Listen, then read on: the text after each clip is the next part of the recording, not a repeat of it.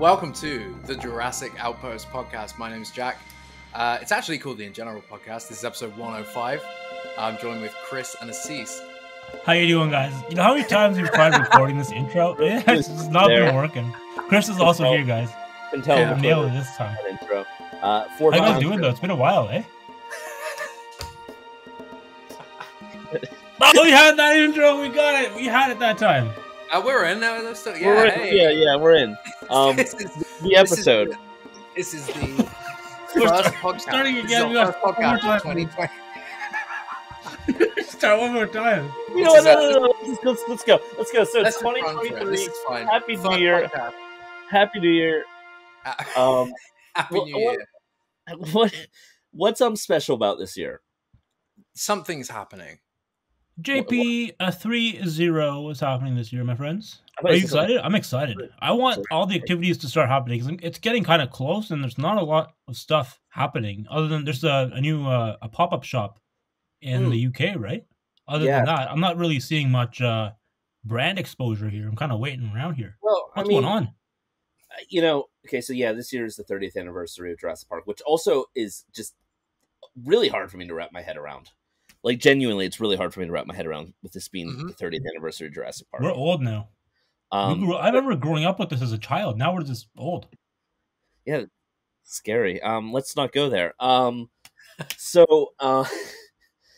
Yeah, pop-up shop. But it's the 30th anniversary of Jurassic Park, and there is hopefully a lot going on this year. Beyond the Gates is returning. Target.com/Jurassic. Congratulations. You guys do excellent work. Good to see you guys coming back. We locked the first episode fairly recently. Perfect. And I think people are going to be quite excited. We debut, what is the date that? Let me pull up the schedule. And as we saw, as you mentioned before, with the London, where is it? It's in the Natural History Museum. Yeah. So. Is it the gift shop? The gift. Yeah, so it's a gift shop. Got a big Jurassic Park 30th anniversary overhaul, like Jurassic Park gates, a bunch of like jungle sunset decor. Honestly, it's a whole lot of everything. So what are they selling?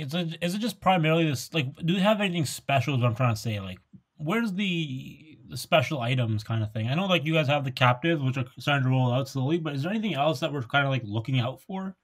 So, you figure this is early in the year. June is the month that Jurassic Park came out, and I would imagine that most of the 30th anniversary programming will come out closer to June. In fact, I am surprised to see things like the 30th anniversary captives coming out at just the start of the year, January, and I'm surprised to see Target putting up Jurassic Park 30th anniversary like end caps and displays already. I'm actually surprised that that Jurassic Park 30th anniversary is leaving a blueprint already, an imprint already. It already has like a footprint. That's the word I'm looking for. And it's kind of weird though, because like nothing has been announced initiative wise. So things are just sort of like grassroots, like kind of appearing, but like there's no like, hey, it's our 30th anniversary this year, like from the Jurassic Park accounts or anything like that. So it's a little weird. It's a little of a weird rollout, but I imagine it will really start picking up momentum and fanfare once we get closer to June. That's my guess. Jack, do you have any thoughts there? Why? What happens in June? I don't know. Hopefully, that's also the thing. I'm hoping for a theatrical re-release of Jurassic Park. That'd be the thing. You think this should be an event? I want an event. I just want events at this point. You know what I mean? Jurassic Park has just become events for me. I want to do events. It feels like there needs to be an event at this point. The last time there was an event was the Beyond the Gates one, but a larger style event was the JP25 event, right? Unless I'm missing one in between that, but no, those were the only two real big events. There, honestly, out of events that they've done, there was the Philadelphia exhibition opening. Hey, we hosted that. That was a lot of fun, man. There was the Jurassic Park 25th anniversary event. Hey, we helped host that, and we helped. You were running around. And then we didn't host it, but we literally helped create some of the programming and everything like that for that 25th one. And then there was the Beyond the Gates panel, which was very much us, and that was very interesting and successful from the looks of it. I couldn't get to go, but from everything I saw, there was like a great turnout. It seemed like a great atmosphere. Also, it was a lot of fun, and there's free food and drinks, which also helps. It was really felt like a little bit more like an industry event, like an industry party, an after party, a launch premiere type thing. So it was pretty cool. On top of having our Beyond the Gates live panel. But it's the 30th anniversary. It makes sense that there would be some sort of event. There'd be some sort of panel. Only my cynical self, though, says, oh, hey, we got a JP25th panel. JP25th thing in, what was that, 2017? And the reason why is because Fallen Kingdom was coming out so soon. Or was that, no? Yeah. 2018. Yeah, because Fallen Kingdom was coming out, so they were able to promote Fallen Kingdom with that, and they're able to write off the Fallen Kingdom budget. I think my one point of cynicism now with Jurassic Park 30th is there isn't another movie that is in production that can be promoted. So we haven't really seen them do things like this as like a full like celebration of the past. So I do wonder if a live event will happen. I hope so, but I do wonder. It seems like with the Beyond the Gates one, we did Dominion promotion, and 25th did Fallen Kingdom. What's there to promote if they do one this year? Unless there is a trilogy re-release, or like maybe they release all the movies back in theaters. That's what I was, or maybe even another special edition of the Blu-ray set or something, like the ultimate trilogy. Or saga. That would be great, right? If they were able to release an extended or like we'd all love a remaster of Jurassic Park to get it as close as that's as kind possible. of what I was getting at. Hopefully a new a remaster of the 4K copy of Jurassic Park or something. That would be maybe something they could promote. It's not a movie, but it's something they could make more money off of. You never know. That's what I'm hoping for at this point. Especially if it does a theater run as well. If they're like, oh, it's going to go back in theaters. Yeah, it's a cool run. It's been finally found like a good final mastering in terms of color and everything along those lines, because people who know like the old Blu-rays, they're way too cold, way too magenta. The new, and there was such a period of time where we all watched those Blu-rays nonstop. That 2011 Blu-ray, the blue version of Jurassic Park, like we watched it so much. First time we had HD Jurassic. And then I was happy with it. The 3D re-release was too orange. They just so like it was like one of those things where like, we made Jurassic Park too cold, so we need to inject some warmth. And then they really just punched that warm color tone. It was beautiful, but it was sometimes it was closer to the original, and other times it was just sort of way off. So it was like one of those things. But it had some improvements. Like they removed the fact that you can see the strings on the Dilophosaurus's frills, and they removed a few other hiccups in the film, which I think they remastered the sound and remixed. Some of the sound was remixed as well, which was like the exciting thing for me. I remember in the T-Rex, when the T-Rex breakout happens, like they remixed the sound to make it more echoey. I was like, oh, this is the sickest stuff. I was looking for it. I was like, I hear it. It's cool. So that's my hope, is we get a real proper just 2D full-on mastering to match the original Jurassic Park release, and bring it to terms for the modern HD home disc entertainment era. What I would like, and more realistically, is new special features. In 2011 they did that Return to Jurassic Park docu series on the like trilogy re-release, which was fantastic. So I know that's fairly recent and that covers similar ground, but it would be really interesting to see something like that, like revisiting Jurassic Park 30 years later after the Jurassic World trilogy. Because like, in that docuseries, Spielberg's like, I'd love to do a 4th Jurassic Park. And like, well, that's happened, and a 5th and a 6th one. But also we kind of feel like we never got Jurassic Park 4 at the same time. It'd be really interesting to see how they could talk about it, how they would talk about the universe, and maybe get insight on where they would like to take it in the future. Because one way or another, the franchise isn't gone. It's not done. And I would love to maybe revisit Jurassic Park and maybe build off the momentum of what we love on Jurassic Park for its 30th anniversary to explore what happens next in the future. So I think there is a lot to be said there, but I think before we do that, before we maybe talk about what the ultimate announcement might be for each of us this year, there are a couple of things we should get through. There's a new theme park, a new Universal theme park that's been announced. in the state of Texas. Am I right? Yeah, it's like a mini park. It's they're calling it like a day park. Like there are other theme parks are meant to be like resorts that you go to multiple days, and they are calling this like you take like a family day park. Like there's something for everybody, but with a heavier skew towards like families, and it's meant to be it's not like something that you're supposed to like go and stay on a hotel and stay there for a week or whatnot. They feel that you can But they do have a hotel though. Also, they do have a hotel. Because I imagine most just in case you get tired or something, you want to stay an extra day. Just in case you love Jurassic World, probably Camp Cretaceous section of the island. You want to stay and live in that world. Yeah. So the park is actually DreamWorks themed. And there's a Shrek land, which might be fun. There's a Trolls land. They haven't necessarily announced these things, but they released a piece of concept art. So I think for one thing, I think Forbes kind of shared what some of the lands would be. But then if you look at the concept art, you go, oh yeah, that's Trolls, that's Shrek.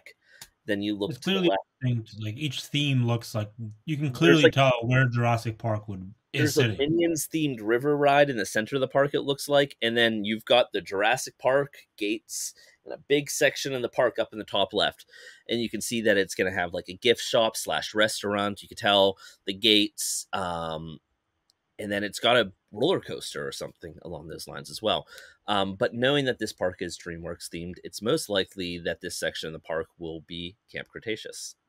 And the entire park is targeted towards families with kids, essentially. Yeah, now it's not like a kiddie, like not like like there's like those kid parks, like that are like really young, like little baby parks, like there's like little baby kiddie lands at like toddler lands or whatever, like toddler rides or whatever. Yeah, like they have like like they have them at some theme parks. It's not gonna be like that, but it's definitely something I think that like younger, they're not gonna be giant thrill coasters. You're not gonna have the super scary dark ride. But it is meant to compete on the same level, so it will probably be a dark ride, just not meant to like scare you to death or anything like that. I'm very curious what it's going to be. It might be a better ride than what we have at any of the parks right now, because I'm not a big fan. I don't know about that, because speaking of rides, the Velocicoaster and it's not a dark ride. I love roller coasters. I know, but it also did win Best Roller Coaster second year in a row, awarded by Theme Park Insider, which is that's rigged. Fact, I guess it's rigged. Great, that's great. But the Jurassic Park fans, it's the one that looks like it's a Tron roller coaster that goes through Skull Island is what that ride looks like. I will say though, it does look interesting, and I appreciate the fact that it's like a modern Jurassic World ride that's distinct, and it's not just copying like the River Adventure. It's like a different thing. You know what I mean? Like you can have two different things, kind of. I know, but it's not like they didn't just like retrofit the Pteranodon riders to make it like Pteranodon riders in Jurassic World that are Morphodon riders. You know what I mean? It's like I appreciate the fact that it's like a new thing that they put some effort in. Like it's kind of cool, and it's winning awards, so it's not horrible either. So that's cool. It's just, I guess with Jurassic, not really. When you have the cutting edge theme parks, like what they're doing with Star Wars, what they're doing with Avatar, what they've done with Harry Potter, and knowing that Jurassic is on the same level as those, that there's such a rich universe, there's such a rich production design, rich concepts, rich set pieces to pull from, and we just sort of get like a roller coaster, like we get the old school style, like what any other theme park would have. If like Six Flags had a Jurassic, roller coaster, it would probably be like, oh, there's a really nice queue, and then there's like a little beginning part of the ride, and then it's just a roller coaster, and it's just like cool. But where is that level of investment for the Jurassic franchise, and how can you create an experience where we obviously don't have theme parks filled with dinosaurs? So why don't you give us the closest version of that experience that we can get through your theme parks? And that, I guess, that isn't happening in the U.S. It has happened in Beijing, it seems, and it does. What do you think it will take for like Universal to make that type of like extreme, like really good Jurassic World section or whatever, like pure like Jurassic World? Like this is $1 billion plus movie franchise, point, and you're like, my best guess is it's got to be new leadership, and I think unfortunately the ship has already sailed, because they would have to tear down what they've already built to make that happen. There's no room. They've already determined that Jurassic isn't going into their other new theme park. What is it called? Forbidden Worlds, New Worlds. Which is wild to me. It's like your biggest franchise, and you can like really spend some money and invest. Epic World, Epic Universe. Epic Universe, maybe? I don't know. But it's their proper theme park in Florida. That's going to be another third park, separate from Universal Studios, separate from Islands of Adventure. This will be what they're calling the third gate. And Jurassic is going to be there. Apparently, there's going to be more Potter there. So there's going to be a third Potter park. And there's apparently going to be like Universal Classic Monsters, which actually could be cool. I appreciate that, but I don't see why you can't add another Jurassic Park or a Jurassic World, like a dedicated Jurassic Park or world. You know what I mean? Like pure one or the other. If they were planning ahead, they would have left Islands of Adventure as Jurassic Park. They could have even given it a slight retrofit where it's like Jurassic Park after it's been abandoned. So they could have put like ivy and stuff on it, but you could go through the ruins of Jurassic Park and have every ride Jurassic Park themed. And then they could have had the full expansive Jurassic World like they built in Beijing at the new third gate. That would have been a great way to do it. But for some reason, it's still Jurassic Park at Islands of Adventure, but they brought in a Jurassic World ride with a Velocicoaster. See, it's all messy. It's like that's. I think you're highlighting the issue for me. I think it's people that are making decisions are not creative enough or don't care about the franchise. Universal's only good at theme parks when they have a outside studio that has better brand management that is not Universal dictating it. When you look at what happened with Harry Potter, well, that was Warner Brothers, and they have a better brand management and better brand division for the Harry Potter franchise. Jurassic just doesn't have that, and it shows. It shows across every element. Unfortunately, if you go into the Potter section of either island in not either park, sorry, it's clearly the standout section of the park. No matter how much detail you think they put in the other ones, but like the Potter stuff it's another level. And if you're telling me it's a different brand now. I mean, I can see why. Potter set the standard, which then Disney went, well, damn, we got to get on that. They did that with Avatar and Star Wars. And Star Wars makes so much sense. And what they've done with Star Wars is fantastic. What they also did with Avatar is really damn cool. That's the thing. After having watched Avatar 2 and like knowing that the Pandora park exists, why not us? Why not Jurassic? I want to go to like Jurassic Park. Why not? That's the thing. When we were there at JP25, we spent more time in the Harry Potter park as a group, and so did Colin and the other directors. Colin, Gareth Edwards, and sort of Roberts were all hanging out in Harry Potter also, because it's a really cool. It feels you're there. You're in Harry Potter, like that, in that world. You want to just spend time feeling that, and as a Jurassic fan, that's what we all wanted as when we were kids, right? That's what we wanted to do. Just go and be in Jurassic Park and experience it. Which is why I think leaning more heavily into Jurassic Park rather than Jurassic World. I'm not even thinking of my opinions of the films. The thing about Jurassic World aesthetically is it borrowed a lot from the modern. It borrowed a lot from the modern theme park. So it's not necessarily a whole new world that you can go to, but Jurassic Park had a very weird and unique aesthetic that you do not see in theme parks, that you do not see in typical resorts. It's an island bamboo kind of thing, fawn trees and shit. Texture was strange. Everything that you saw was very unique. So building something off of at least the Jurassic Park visual language and iconography would make a lot of sense. And then if you leaned into the slightly overgrown, maybe the jungle's taking Jurassic Park back, both embrace the open park elements and the reclaiming of the park elements, you could really create a very, very, very cool theme world. And you can kind of compete against Star Wars and Avatar Land that way, because you can have all those beautiful living jungles and trees, and you can really lean into like the rainforest, the tropical aspect. In among all that as well, the meet and greets with all the different velociraptors that they could have. They could animatronics, like larger dinosaur animatronics. Have a space for that, like can you imagine everywhere, have it spread it out. There's obviously like technology that has adapted now to what they were using and what the River Adventure uses, for example. Like you can kind of imagine how good it could be, especially with even the King Kong ride. When you drive into that on the tour, Universal tour, and you get these green screens next to you, all these big monitors next to you. And that's so old. It's so old technology, but it's so effective. And you're like, wow. They've taken in so many layers. Now they layer that stuff with actual practical sets. And there's little screens here and there that then you can have a raptor run by as you drive by. And then you turn the corner and that raptor is now standing there, except for it's a real physical prop. Here's the thing with the meet and greets. As we know, they have blue for the meet and greet. Actually, that meet and greet does look really good. It used to look really bad, and now it looks really good, which is great to know. But imagine if they had the opportunity not only to meet Blue, but sometimes the Raptors from Jurassic Park 3, the Raptors from the first Jurassic Park, especially for JP 30th, the ability to... this is I guess we got a bit of a tangent from the park in Texas, but like I really don't feel that they're I don't really feel like, I hate using the word capitalizing because it just doesn't sound. You can use another C word, capture. I don't think they're honoring wow that they are. They're not, and it's always been the case that there's always been leaks and releases of like, oh, look what they were planning for Jurassic Park. Look at this ride. Oh, like, everything's always been shut down. Yeah, there's everything. There's been so many cool rides. There was like a Jungle Explorer ride at one point. Jungle Explorer ride. It was a little redundant with the river adventure is the thing, but they could have brought that concept into something else. I think maybe mixing it with digital aspects and making it more of a dark ride and whatnot they could have done. But like, again, just having the meet and greets where it's not just Blue, it's the other other raptors as well and other dinosaurs. And then you think about in Jurassic World, they had the perfect setup. You have the raptors with their heads through the harnesses, and you would think that the meet and greets, the backdrops would then have like animate, like people can't touch that don't come out in free walking, but you think they would have different raptors like sticking their heads out that people go, oh look, there's this raptor, and at least take photos with them if they don't do the full hero moment. You think they would embrace that because there is so much unique visual language in all these films, and to be honest, you could stumble if they built a Jurassic Land that was part jungle, part some buildings. You go through some fences. There's a river bit.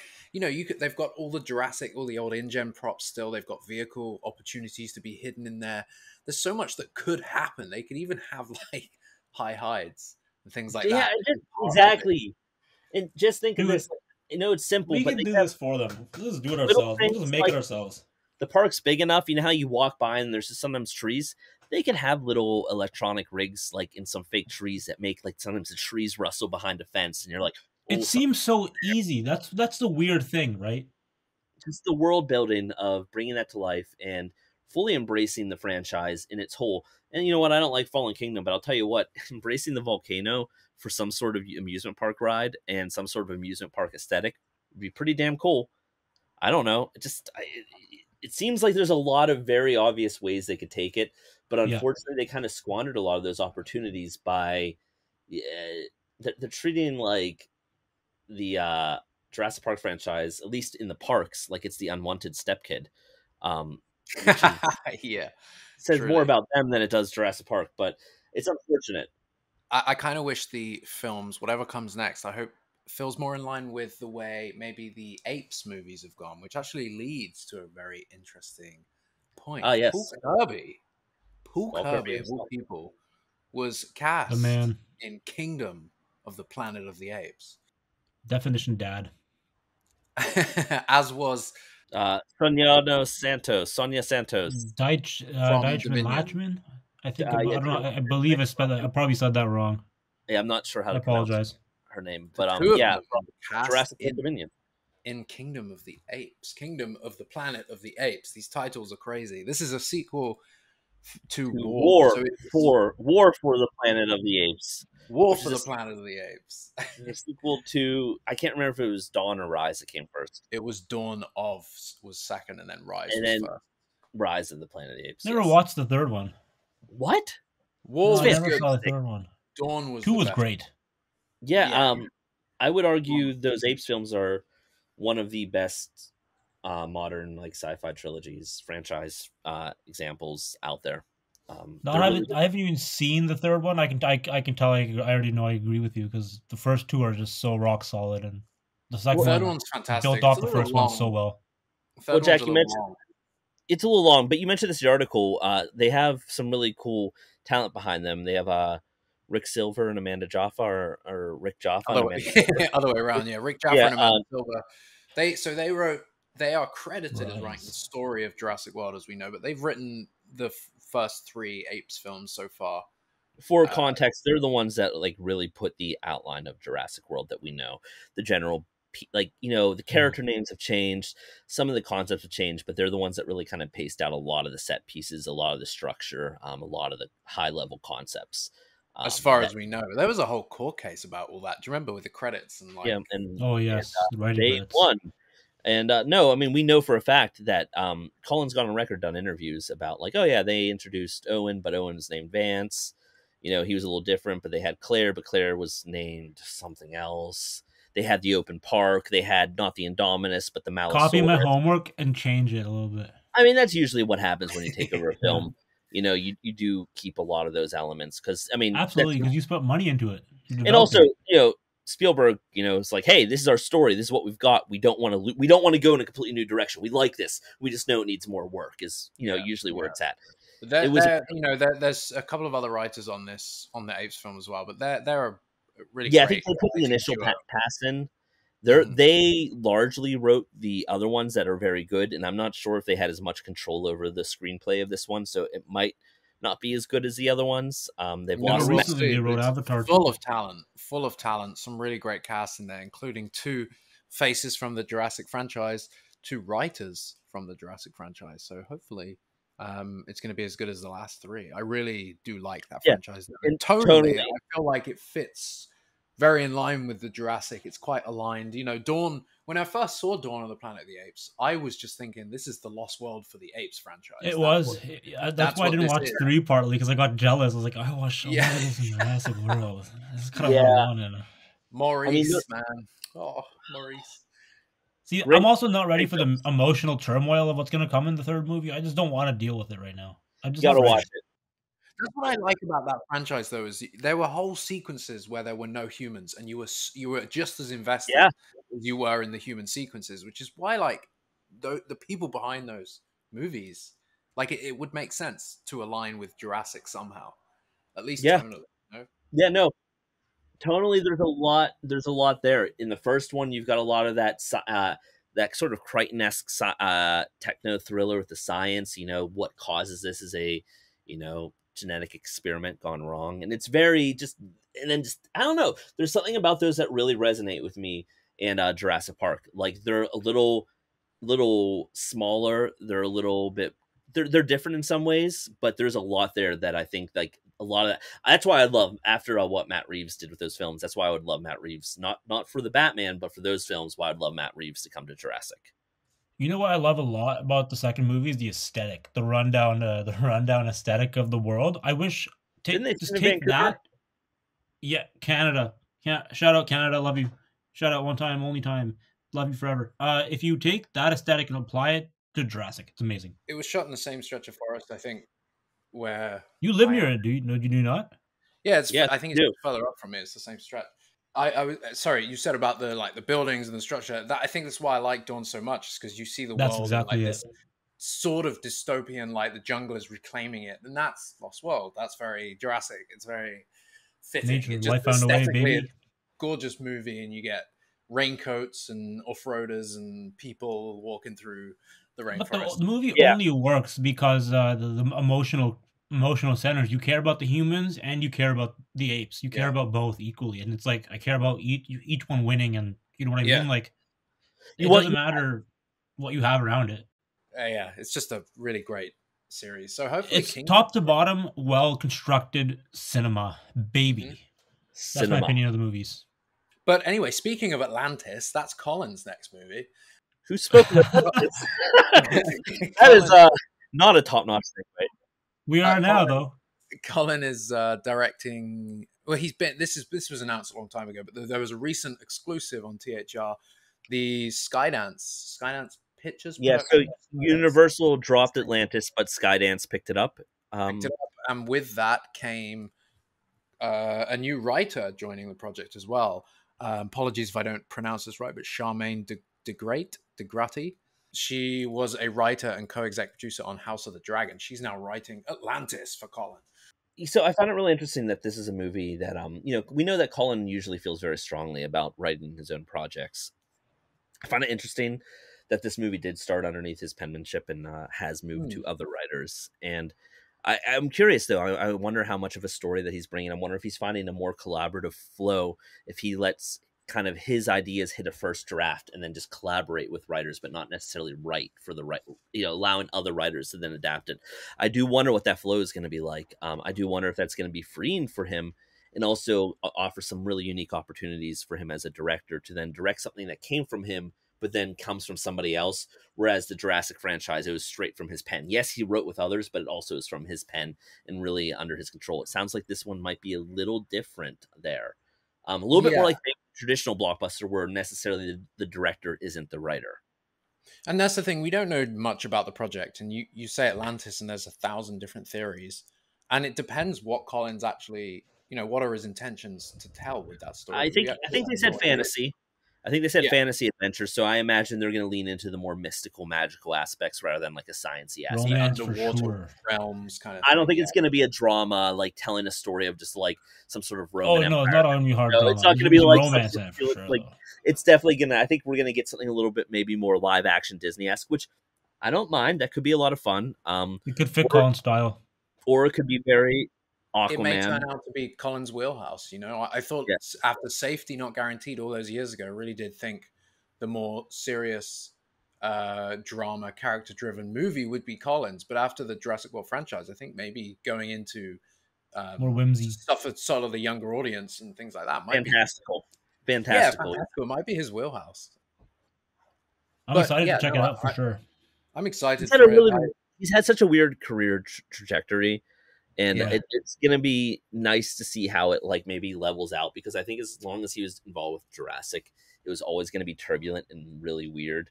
And he's still jumping to some really big films, and he doesn't necessarily have like the smaller films. I know he's got a lot of working history in the industry underneath his belt, but he doesn't have the traditional film history underneath his belt before jumping to a lot of big blockbusters. So I'm going to be very like he's propelled into that seat really quickly. He went from like Safety to Jurassic to Star Wars almost. I'm like, whoa! Saw that happen with a lot of directors in that. Gareth Edwards too didn't work out so well with him, and it did not work out with any of them. Mark Webb didn't work out for him, but he's leveling out now.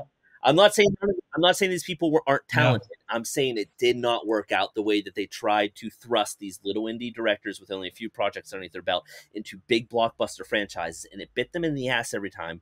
Because for one thing, those guys weren't able to get their vision on the screen, and then another thing is they weren't able to juggle a lot of the responsibilities that came with a big thing. And then you ended up with movies that were really specialized in doing something really well and forgetting about everything else. Like, let's say, Kong Skull Island, beautiful looking movie, piss poor movie. Bad script. Godzilla 2014, totally fantastic, absolutely cardboard thin characters, which is funny because that's the same issue that Rogue One has. And when you take Gareth Edwards out of the equation and you look at Andor, now Gareth Edwards had nothing to do with Andor. It's fucking phenomenal. So it's very obvious where it excels now are the characters rather than the characters being bad. And the problem is a lot of these guys just aren't good at managing characters in these feature-length films, and giving them. It's like they get caught up on the nerdy stuff and not necessarily the meat. Whereas Colin, I think, tries to go for the meat, but I just don't know how well he juggles it. Which is also the pressure from dealing with the studio, isn't it? It's a lot of pressure moving from something small to that big, I imagine. He did say he wants it to be a trilogy before. I don't know this new article. Oh boy, ambitious. Colin's always ambitious. Yeah, it's an ambitious project, but I imagine he'll hopefully return to his roots a little with it and feel like he's able to, I don't know, make it a real Colin Trevorrow film. That would be I think Colin being able to have his freedom of just having his own vision that's not predetermined by something that came before, I think would be very beneficial. Because I do think that might be one of his biggest weaknesses with the Jurassic franchise, was actually making his vision gel and feel right with Jurassic Park, because the ideas were there, but the tone, the vision, the execution just wasn't. And it really came from him trying to build into something that was more of his style. And I think that maybe letting somebody come in who's tonally more consistent with Jurassic and a better fit might be better for all parties involved. And that's not to say there aren't elements of Jurassic World that I like. There's a lot of elements. And I still like Jurassic World as a movie. The sequels, it gets a little strange, but so how about 65? Oh, Adam Driver. There's been a new trailer since we last spoke. Lots of controversy behind this. A lot of controversial thoughts and takes on this movie. I'm going to get mine out of the way because I want to hear your thoughts more on this one, because I'm more interested in your guys' thoughts. I'm going to watch it just for what it is, and it's an action dinosaur monster movie kind of thing. I think it looks fun. I think the dinosaurs look like generic like dinosaurs, but I'm not bothered. I hope that they are utilized well rather than just like trailer moments. I hope there's some real tension built with these sequences, dinosaurs hunting. I think if it wasn't a dinosaur movie, I don't think we'd be interested, or even like I don't think it would be on our radar. I think that we're a little bit biased because it's saying a dinosaur movie. I think the trailers have made it look kind of generic and kind of crap, but that also could be bad trailers. So I don't know. I don't get the best vibes from the trailers. It looks like they put money into it, but it also sort of looks like one of those. It looks like it came from a different era. Like it almost looks like it came from like the early. Like I don't mean the CG quality or anything like that. I mean just like the feel and kind of tone. movie. The kind of movie that it is feels like it came from like 15 years ago, almost 10 to 15 years ago. As for the it's a shame that it's I don't know what the point of doing a dinosaur movie if you're not going to do dinosaur designs. And now, to be clear, I'm not talking about accuracy or anything like that. I'm just talking about the general aesthetic of these things. Don't look like animals. They don't look like dinosaurs. They look like monsters. I think Peter Jackson's King Kong, which again, not accurate at all. I think that did a much better job of depicting dinosaurs in a stylized way. I think these designs, when we compared those two, the V-Rex did look very similar to that one. There's a lot of similarities. This you can tell is large because the V-Rex is what established a lot of the pop culture traits that continued to perpetuate in pop culture until the Indominus went and rode that wave. And that's the weird part about it. Because Jurassic Park, before it, Jurassic Park broke the trend of spiky crocodilian dinosaurs. Kong Skull Island brought it back. Not Kong Skull Island. Peter Jackson's King Kong brought that in. And then everything followed it from there. Papo, etc. And then Jurassic World went and just followed that trend. Anyhow, neither here nor there. That trend is continuing with 65. I just don't think the dinosaur designs look very good. They look like they used AI to draw the concepts. It looks like AI's drawing of like the way AI interprets dinosaurs, and they're all sort of like funky and weird and like just they look very forgettable and generic, but then very high budget, if that makes sense. So it's very forgettable, weird, but high budget. The Raptors have these weird man hands, and it looks like there's gonna be some really beautiful shots with some really fucking weird designs, and that's too bad because again, I'm not talking about accuracy. I know a lot of people are talking about accuracy, and hell, it would be cool to have a serious, scary dinosaur movie with accurate designs, but I don't need that. I just want good art, and I personally don't think that looks like good art to me. It just looks generic. Yeah, it definitely looks generic. I get what you're saying, and I feel like because the trailer gives you loads of these moments of Adam Driver and the character together in the jungle, and then all of a sudden it could be good. Weird. And Adam Driver's not like a bad actor. What drove the project? There's something to this. I'm sure there is. Sure, but sometimes a project is great in script form, and then it gets, maybe the direction doesn't execute it, and then the studio gets involved, and then it gets clunky. It's really hard to say. What I will say is, if the film is good, I'm going to enjoy it. I'm not going to have any preconceived notations. Like, I will be able to enjoy the film even if the designs are bad. I'm not going to judge my opinion of the film off of that. And also another thing that people have said on Twitter and whatnot, they're like, well, what if those aren't dinosaurs? What if like the twist is this isn't actually Earth, they're aliens? The fact is, I still don't like the art style. It's just very generic. I would like to see more interesting looking creatures. Like, just from an art standpoint, I'm not a fan of these things that we're calling dinosaurs in that film. I don't like them. So whether or not they're actually dinosaurs or they're aliens or whatever, or mutants or anything, that doesn't matter to me. I'm just not a big fan of the designs. So, but if the movie's good, the movie's good. There are a lot of movies out there with really clunky ass visuals that are fantastic. So, I'm hoping it's good. I'll see it. And to be honest with you, I probably wouldn't be seeing it unless it was dinosaurs. And I recognize that, but I'll see it. Hopefully the trailers have only given us a kind of a real brief glimpse at some of the more generically designed dinosaurs, and that there are a lot of dinosaurs. Pterosaurs look kind of cool. Which one? Some of the pterosaurs, like the pteranodons or whatever they are in that. They look a little like the Jurassic World pteranodon. I remember when we were looking through it, it looked very similar. There are some, hopefully there's a lot more species, but from rumors, again, I think there was stuff going around that they cut a lot of dinosaurs. I think they cut a lot of herbivores and then reshot and added a bunch of carnivores or something like that. Just chase sequences. Probably test audience being like, maybe test audiences just don't like herbivores being scary or whatever. Maybe it's just I want to know where they're getting these test audiences from, because a lot of the time they're just people that live in like LA, right? Yeah. Test audiences you really don't want. You really want to avoid test audiences for some types of films. Like, I think test audiences are probably good for, like, if you want a really run of the mill comedy, test audience. If you want something that's like the next rom-com, probably test audience that.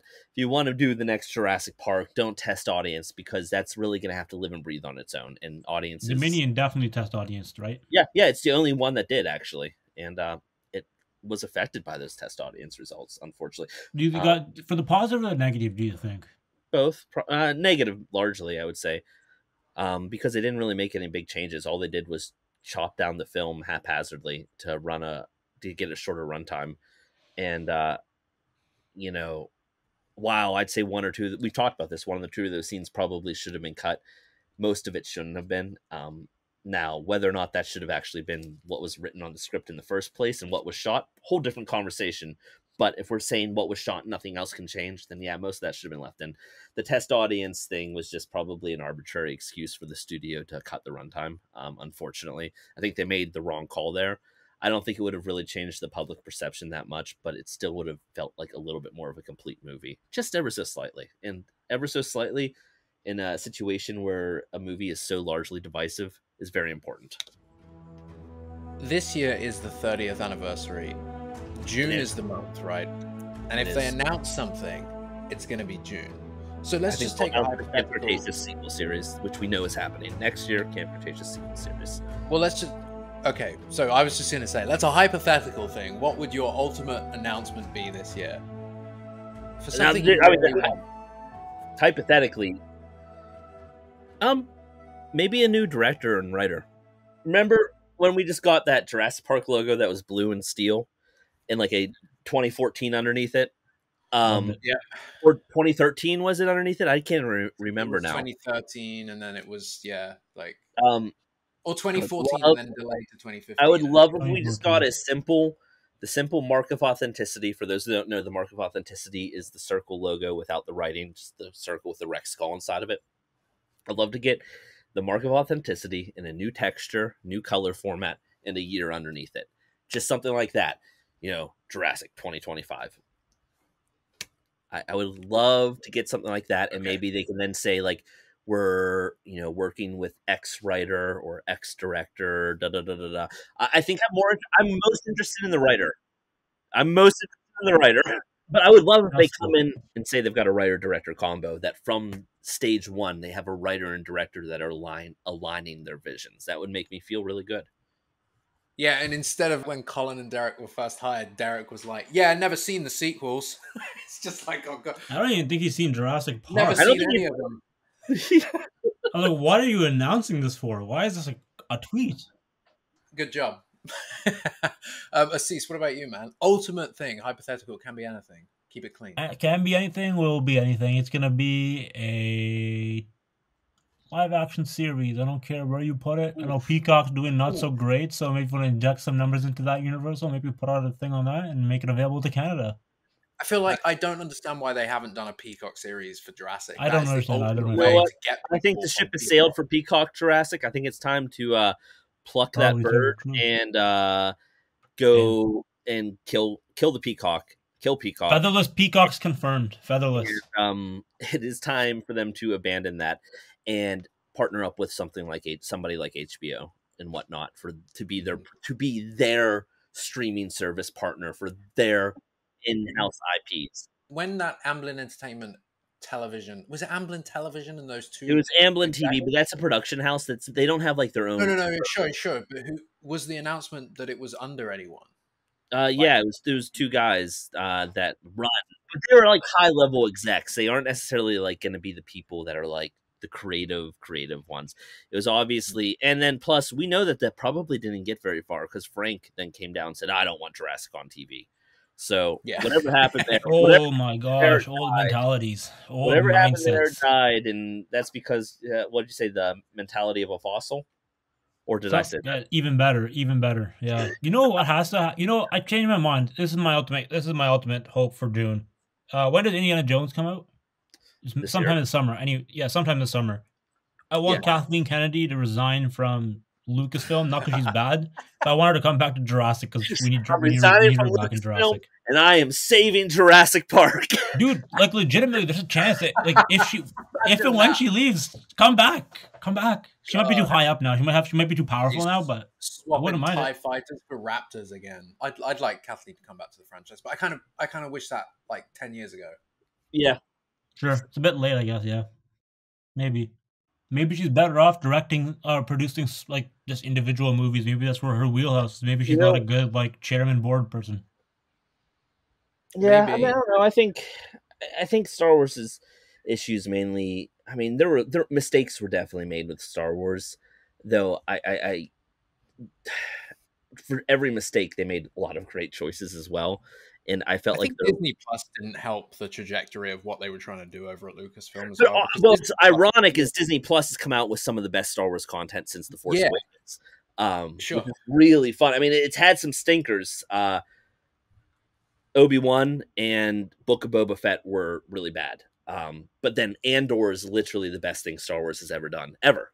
Like, hands down. It's weirdly good. And then Mandalorian is fantastic. It's very simple, and Mandalorian enjoyable Star Wars. It's very enjoyable, but it does not hold up nearly as much once you put it next to Andor, and I do hope that they maybe invest more time in their writing after having something so well written like Andor. But I think Jurassic can learn a lot from its own mistakes and its own successes, and I think that Jurassic can learn from Star Wars' mistakes and successes as well. And I think there's a lot to do and a lot not to do that others have done. Jack, what do you want? So I think there needs to be a huge break. Not a huge break, but there needs to be a break. They need to. I hope Universal and Amblin know what the plan is, but I hope this year is completely. There's no movie announcement. There's no announcement like that. I think there should be a TV show. I think there's so many gaps that could be filled with a TV show right now. As Chris mentioned earlier, we know Camp Cretaceous is coming, but I think this year, JP 30th year, my ultimate announcement is to, I think if they announce the video game, a real, AAA, whatever you want to call it, Jurassic Park video game, the one we've been all fucking crying about for years that we want. If they announce that this year, I feel like that's such a perfect opportunity to really build the hype, even if it's not out for a while. Like 30th anniversary, and there's something big coming, and it's going to fill in some gaps, and it's going to do this, and it's a survival game, whatever it would be. I think for me that it would be the game, because I feel like totally devoid of Jurassic video games at this point. Yeah, it's and I don't insane. Really play many other games, so it's insane how untapped it is. It's sort of ridiculous that that's not something that's the fact that Jurassic World was the huge success that it was in 2015, and we are now in 2023, and there haven't been any games like that. And before Jurassic World, there weren't really any games. Is insane, especially when you see what IPs that are moderately smaller, like Alien, have done with Alien Isolation, or then what Star Wars has been able to do. There's a AAA Indiana Jones game coming out. That's what I mean. I find it so weird that they haven't even tried. It's like it feels like they. I think it's Frank Marshall, man. I don't think so. I think and this is something that's well known about Universal. It's what's killed almost every project like this. Is they start the talks, everyone's excited, everyone's happy. Then they start talking finances, and Universal says, "Yeah, we're not going to fund that," and that's where it dies. I don't get it. Jurassic World is $1 billion franchise. Each movie made $1 billion. I don't get it. I think there's too many cooks in the ownership and profit kitchen of Jurassic Park is the big problem. The Amblin has a lot of control. Universal has a lot of control. The Crichton Estate has a lot of control. Spielberg has a lot of control. And every single one of these people also have profit cuts. And I think that is where Jurassic deviates from a lot of the other franchises, is it gets complicated because there's a lot of cooks in that kitchen.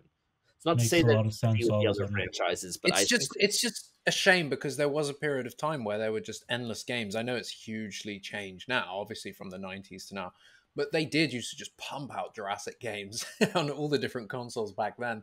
I mean, and around Jurassic Park 3, you remember how many video games came out for Jurassic Park 3, even though some of them were just strange, and some of them were just like cheap. Games, some of them, literally, some of them were the equivalent of a mobile game for on Game Boy Advance and stuff. You know what I mean? Mobile DS games and stuff. But it was still. there's still something like you said, something to chew on in between. I want something in between in the break, to something to keep myself tided over. And then 2004, we had Operation Genesis, which just blew everybody away. That was a huge release. I remember as being quite a young Cult fan, like how classic, baby. exciting that was. And then I just played that for years and years and years, and we never got anything else. And obviously, we have Evolution and Evolution 2, but I just don't have the same love that I do for Operation Genesis for those games. I can't. No, I'm afraid that Universal has now made this game, and then they'd be like, you know what? We have a game now. It's fine. We got 2 games. We got Evolution 1 and 2. We're good now. That's my concern. And if you don't like Evolution, we've got Jurassic World Builder on phones. And we got Jurassic World Aftermath. What are you guys talking about? We got tons of games.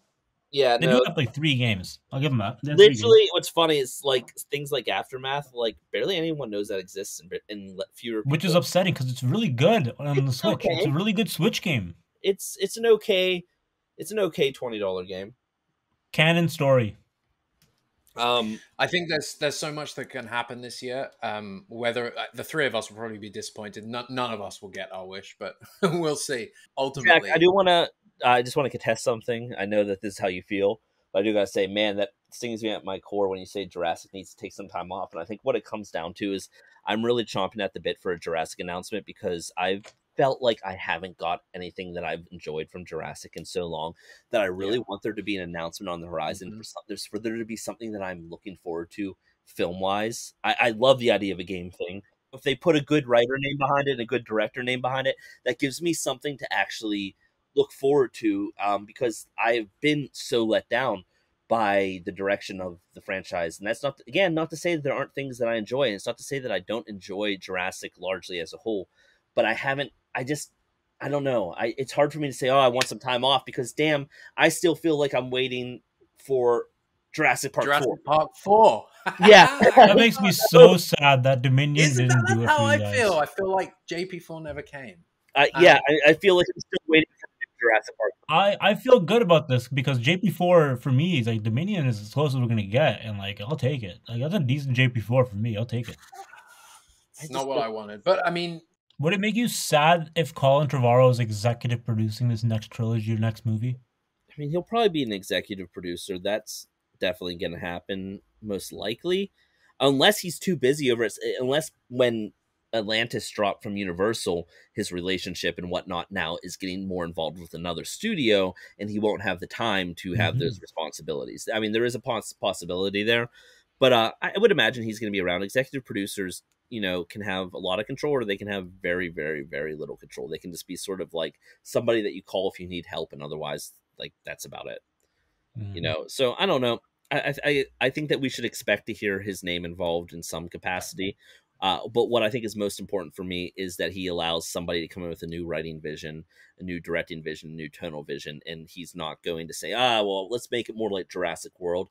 I think it's important that as he changed what Jurassic Park was with Jurassic World, he allows somebody else to come in and change that again. And I think there's certain limitations to that. I don't want it to... Jurassic World could have gone a lot further than it did, and could have gone Camp Cretaceous with it. And I'm glad that it didn't. I'm still upset that Camp Cretaceous went the way it did, but I think there's certain limitations, but yeah, I don't know. I'm just hoping for the best. I'm hoping that somebody says, hey, let's get back to what we really loved about Jurassic Park. And, there's so many blockbusters out there. Why make Jurassic World like all the other blockbusters? Why not make it uniquely Jurassic Park? Jurassic Park did something unique. Let's embrace that. That's why people ran back to theaters for the first Jurassic World. Is Jurassic Park was something special and something unique that is just so different than the other blockbusters out there. And they made the mistake with those movies of saying, let's make it like all the other blockbusters. And they really, lost the allure and the magic of what makes Jurassic Park special. Yeah. And I really do hope they're able to capture that again. Whether it's in video game form, whether it's in TV show form, whether it's another movie, whatever it might be. Or all of the above. All of the above, yeah, all together at the same time. All of the above, animated series, let's get it. TV show, I want comics, I want toys, I want video games. Let's get a video game. Yeah. Let's actually have a properly managed transmedia universe that has stories being told. There's so many stories and so many. I would love books that are actually targeted to like a slightly older, not like old age, but like, what you would expect for Jurassic Park. Not Michael Crichton, not Michael Crichton, but not Jurassic Park Adventures. You know what I mean? Young adults, yeah, young adult novels. Yeah, young adult. Yeah, like the way Star Wars does it, or Halo. Exactly right.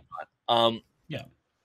And you know what? I do want to rewind real quick to the one caveat when we said Camp Cretaceous is coming back in 2024. Do you want to note we're not saying Camp Cretaceous season 6? We're saying something that's more akin to I think the way like you go from Clone Wars to Star Wars Rebels. But we're going to see the same characters come forward from what we know. It should be the same characters, but yeah, it's going to be a new show, not like a 6th season, but a new show. So it probably will have a new dinosaurs in the world now. Yeah, exactly. I mean, they had that teaser at the end of it, and hey, I loved the first season and the 3rd season of Camp Cretaceous. If they can really truly learn from the missteps and create something that is in line with that could be cool. It's not exactly what I want, but I would be a lot more excited about that if there were other announcements alongside it, is really what it comes down to. So if it's like, oh yeah, and then there's going to be a movie, and then there's going to be a live action TV show. It's like, oh shit, okay, not everything is riding on the back of this sort of goofy animated series that doesn't necessarily gel with the films, but we're supposed to accept it the way we accept the films. If it's allowed to have its own identity while other things that are crafted more in line with the films are also happening, then I think everyone's going to be a lot happier. And everyone's going to be, yeah, I like this is different. I like this is different. We just need to get to that point. But they could do better. They could make it more like Star Wars Rebels later seasons, where it really feels like part of the films and actually is telling a story that's worth a damn. On a franchise level. On a personal level, Camp Cretaceous really did deliver. On a grander story level, it did not. The Brads. They're your favorite. Should I finish that series, by the way? I've started, I've gotten 1 or 2 episodes into the end season. Is it worth it? No, but yes. I've only heard negative things, really. No and yes. I mean, if you want to see a Carnotaurus fist bump somebody, then yes. If you want to see, yeah. It's Bananarama. I guess I'll check it out slowly over time. Just marathon it. Have like a really wacky night where you're like, wow, this is bonkers. All the personal character stuff in that season's done really well. I'll say that. Yeah, that's what's so strange about season 5. It feels like it's written by 2 different people, or like we were writing a review and stuff, and same thing season 4. Really, the concept and everywhere it goes with Jurassic, you're like, oh, this really isn't. It's falling off. But the characters are written really well. The character stories are really great.